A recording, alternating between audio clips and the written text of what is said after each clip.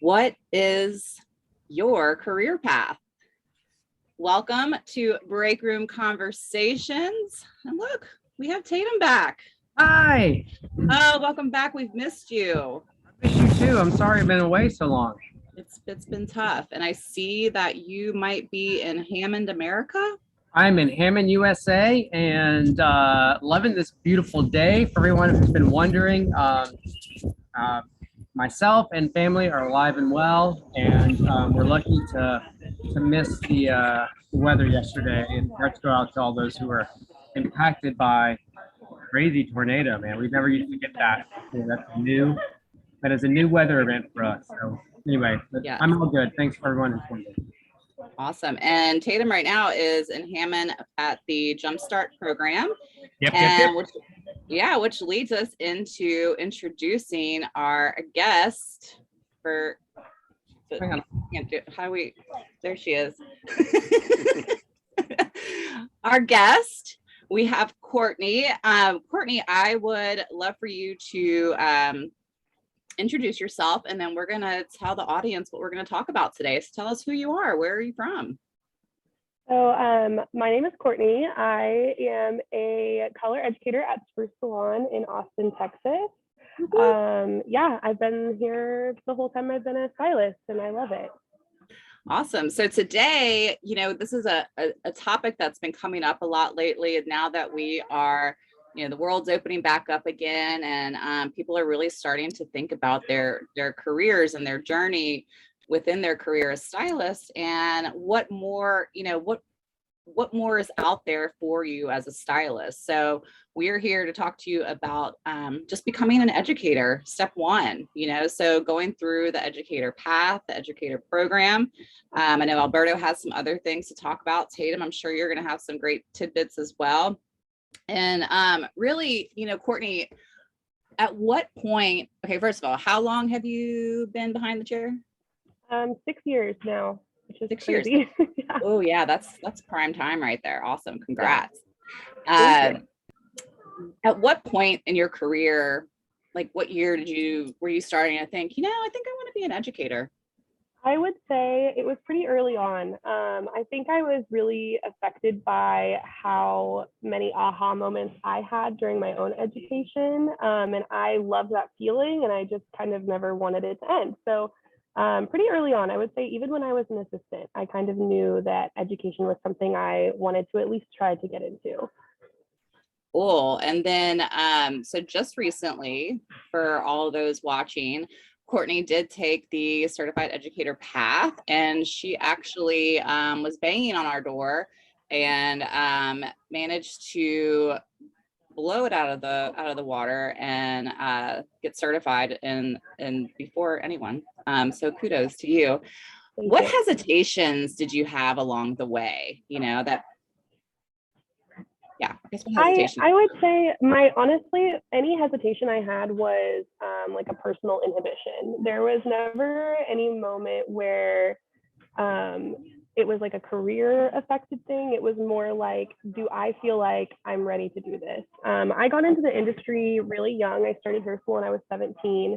And I think second guessing myself just based on my own age. And I was like, can I go and be an educator to people who are 10, 20 years older than me? Am I going to be taken seriously? I feel like that was really the biggest hesitation for me. Yeah, and guys, I'm sure you guys can relate probably in the beginning of your journey as well. Were there hesitations for y'all? I mean, I still try to like wear glasses or dress up if I'm going to be in a room full of people, because I've the same thing that Courtney's just expressed, like, have you earned the right to be here? That's kind of a scary moment, so I totally feel that. But the reality is, or at least I hope the reality is that we can provide the tools for you, Courtney, and for any educator to feel confident when they walk into a classroom, that they know the material despite their age, and age is really relative anyway. I don't know, Alberto, how do you feel about it? No, that's exactly it. You said confidence, and that's how I went into it. I'm like, you know what? I'm gonna own this shit and do it. And I have prided myself in really getting to know my craft and learning everything. And that's really what it's about, because Where you lack the confidence is you're unaware. So do everything that you can to build yourself up and learn everything that you can. You know, I always tell my educators that I don't expect you to know everything. Nobody does, but you at least have to know more than the people that you're teaching, you know, and so that's where that preparedness comes in.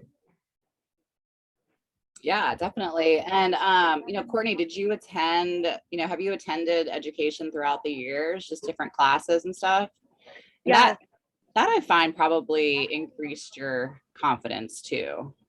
Absolutely. I feel like meeting more educators and kind of just planting that seed, not only for them to say like, hey, this is something I might be interested in the future, but planting it for myself, like putting myself out there and like, you know, telling Alberto, like, I think I want to get into education. That was a push for me because now I'm accountable. Now he's going to be like emailing me and he's like, hey, I have this opportunity. Are you serious about it? So I feel like I really just had to do like some self-searching and realize that I have the skills to pay the bills, and it doesn't matter, you know, how old I am, because I've been behind the chair for 6 years. So I think it was definitely more of a personal thing than anything else. We're putting that on a t-shirt and a koozie. Skills to pay the bills. Yes. Yeah. Are you writing that down, Tatum? Oh man, it's like ingrained in my mind right now. I love it. Yes. That was so awesome. Okay. That was, wow. I have a tear in my eye. That was beautiful. Now I do have a question. I didn't prep you with this question, and Tatum and Alberto, I'm going to ask the same thing. Who was your inspiration to get into education? Like, did you have a mentor next to you, or I know maybe several, or one in particular that you want to say, hey, thank you? So I've had several different mentors over the years. And I will say, like, my current boss, my salon owner, Allie, shout out to Allie. She has really pushed me and given me more opportunities than I've ever had. In the last like 3-4 years of her owning the salon that I've worked at, have been like the most productive in my career. And I would say, like, inspiration wise, I just felt so inspired every time I took a class. I actually remember one of the first classes that I took, and I took it with Alberto. It was the Alchemy of Hair Color class. We took it in Houston. It was super fun. I specifically remember he told me to do a formula, and I was not feeling very sure about it, and it looked so good. And after that class, I left, and Allie and I were like driving home, and I was like, okay, like this is it. Like I want to do this. Like I see Alberto, I want to do what he's doing. Me too. I want to get on this workout routine too, right? Yeah. Awesome. Thank you for sharing. And Allie, if you're watching, thank you so much. And thank you for letting us borrow her for a couple of minutes today as well. We appreciate you. Alberto, who was your inspiration? Whoa. Okay. So it wasn't just one person. It was literally a powerhouse group at one time. So I remember I was working front desk at Van Michael, because that's how I started my career with them. And we hosted this, there used to be this hair show called Hair Color USA, and it traveled like nationally. We hosted the whole Aveda like color team. It was John Benedetto, who was one of the original creators of the color line, David Adams, Ian Michael Black, Gina Derry, who co-owned the salon, who was an Aveda Global Master, was my boss. And I remember just seeing them all come in, and they prepped in our space and worked, and they invited us backstage to watch a show. And I was like, whoa, this is what I want to do. Everybody's having, like, Charlie Price was also there when he was at the Aveda, but like, I was like so blown away. I was like, that's me. That's going to be me. So yeah, it was, I had no idea really who they were at the time, but it was a huge powerhouse group. I love that. Tatum, what about you? Yeah, I was really thinking about this, and it's hard to just say one kind of person. I decided to do hair and work for an education brand called Arrojo. And so my boss, Nick and Lena Arrojo, were definitely inspirations, but they'd sort of built into their training program, their assistant program and staff program, education. So as soon as I sort of tested out and was able to cut hair on the floor, they were putting me in blow dry class to teach the new interns how to blow dry. And so I kind of came up in an education environment. But I think that when I look back, aside from those two, and all the people that I worked with, I think the two biggest influences, there's a dirt bike going by or something weird. Anyway, Hammond America. Oh, Hammond. Although that's in New Orleans too, right? Uh, yeah, I would say two people. One is Gerard Scarpesi, the founder of Hairbrained. He had come to, before he really went big with Hairbrained, he'd left Aveda and was working for Arrojo as their art director. And I was taking classes with him, or teaching classes with him. And he had this like very cool, calm demeanor. And he had like really removed his ego from what he was doing. And he really connected to the student and met them where they were at, and wasn't trying to sort of push them beyond where they were, and was really satisfied with whatever they got out of the class, And he taught me a lot about how to sort of just be in the moment and, kind of adjust my, the goals that I had for each student, because everyone's so different, and you might be able to get really far with one student, and one student you might only be able to show them how to hold their comb right. And if you can show them how to hold their comb right, that's a really lasting thing that you've taught them, And so he really shifted my whole mindset around it. And then the other person, honestly, is Tracy Sackasitz. When I left school in New York, I really felt like I'd accomplished a lot. Like I didn't know how to hold my scissors or comb when I first got there, and I was the best haircutter by the time I left. But I realized I had a lot more work to do. And so Baker suggested I go to Sassoon. I spent a couple weeks there, and one of my first days there, Tracy was helping me on a haircut. And it's like, the woman had the thickest hair and was long layers, and I could not get through the blow dries. Really, I'm still working on my blow dries. They still could be better, and I was struggling through it. And Tracy, and I didn't know who she was really. I just knew she was an educator at Sassoon. She like spent the time to like work with me on that blow dry, finish it. And this was after the class was over. So I was overtime, and she stayed with me, helped me finish the blow dry, helped me finish the cut. And I just remember how nice that was, because it was past time of class and she stayed after to help me. And later I found out that she was the creative director of Vidal Sassoon. She was like the boss, who was very humbly and gracefully helping me, a kid right out of hair school, finish a haircut and a difficult blow dry. And that really left a lasting impression about humility and again, meeting that student where they're at. So those have been my biggest inspirations in education. Love that. Oh my gosh, thank y'all for sharing. And I'm sure your mentors, I mean, you can tell that you guys are following in their footsteps. So yeah, that was beautiful. I do have a question for Courtney. So being an educator now, like officially, how has that impacted your salon in a positive way? So I feel like we really benefit from it mostly as far as like our assistants go. So Spruce is specialized. I only teach color, I only do color. And just recently in 2021, we were able to hire 2 new color assistants, which we haven't had assistants in years, just because we haven't even had the opportunity for growth because we were so swamped with guests every day. So I feel like the impact really comes from just getting to have color education and making it a priority on the calendar. Education has always been, not just for me, but for my salon, like a super big, impactful thing that is really important. I just think being able to have somebody in salon that they can come to, that they're like, I really want to learn about this. Can you do some research? Can we do a class for this? Being able to like tailor classes to what my salon needs has been really, really nice. I love that. Thank you. I have another question for the 3 of you guys. So this is our last question. What would you tell other stylists that are debating taking that leap into the journey into becoming an educator? I would say just don't hold yourself back. I think that one of the biggest things for me was when I wanted to become an educator, it seemed like I was always waiting for something, and I couldn't ever really like pinpoint what it was. It was always just like, well, when I feel like the time is right, I'll go for it.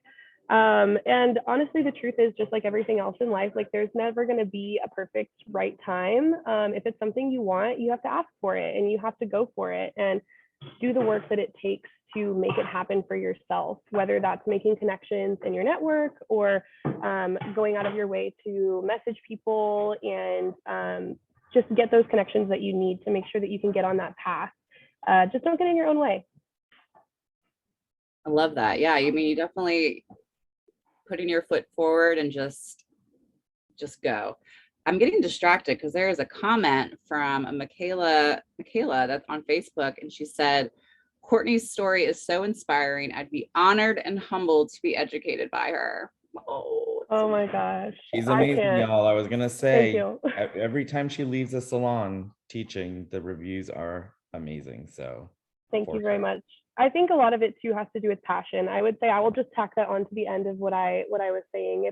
If the passion is there, let that fuel you. Because that's really what it was for me. I was so into making sure that not only my salon had proper education, but I wanted to branch that out and reach out to other salons. And if it's happening in my salon where we need that kind of education, that kind of like special, unique, tailored curriculum, then it's happening in other salons too. So it's exactly what I saw follow that. It's for me, I ask that you follow your heart, because that's really what it is to educate. It's not coming from a place of, wanting to be successful. It's following your heart and having that passion to teach and knowing why you're teaching others to do what they do. Yeah, let me echo that again. Passion. Oh, that Hammond Wi-Fi. Louisiana Wi-Fi, period. That surprised mine last. Every time. Sorry, Tatum. And the other, what? There you go. Oh, we lost you. That Hammond Wi-Fi. My internet's unstable. I'm at the motherland. I'm at Neil. You would think my Wi-Fi would be good, right? It's the Louisiana Wi-Fi. Yeah. So look, I don't know if you can hear me now, but like, it's really about being passionate and trying to continue your own education path and be better, take more classes, learn the newest things. Is your bob really balanced? Are your foils really perfect? Like, find that sort of passion in yourself to be the best you can be, and always be hungry. If you're the best person in the room, find a new room. And then the other thing is, like, people always think that education is out there. It's actually in here. It comes from within. You want to be a guidepost or give value to other people. It's as much about giving to others as it is anything else. And that doesn't have to, you don't have to be accredited to do that. Like, what is it like to teach your new intern how to do a blowout or do a haircut or a color? Like, you don't have to wait for it. Be hungry to educate yourself and have passion to share, and then everything else will fall in line. And then obviously, once you have that, hit up Stephanie, hit up Alberto, hit up me. We need more educators anyway. Like, we can help you on that path. It starts here, but Neil Corporation is going to have all the avenues for you to get there. So just hit us up. Yeah, and I know Alberto. Wow, we were running. This is the first time we've ran over time in a while. Alberto, the last thing, there's other pathways as far as expanding your career within the beauty industry. And I know you had some other points, and I want to give a shout out to my mentor that got, I'm not a stylist, but I'm in the business operational side, that started working in the salon. And old Kristen Wally, she definitely basically pushed me into a position, and I was not ready for it. And she saw, I guess she saw something. And 12 years later, here we are. So there's so many paths that you can take. And Alberto, if you can kind of expand on that. Yeah, I mean, let me just say quick that Stephanie, we see it too. And you are like the closest thing to a hairstylist I've ever met, and your ability to connect with artists. You actually do a lot of education, and what you do even more is inspiration. And so as much as you're low-key hairdresser anyway, so it's fine. Yeah. Alberto, I look forward to helping you blow dry at Next Fest again. Oh my God, Ryan was telling me about that, how you were helping him. I love that. We should have got pictures of that.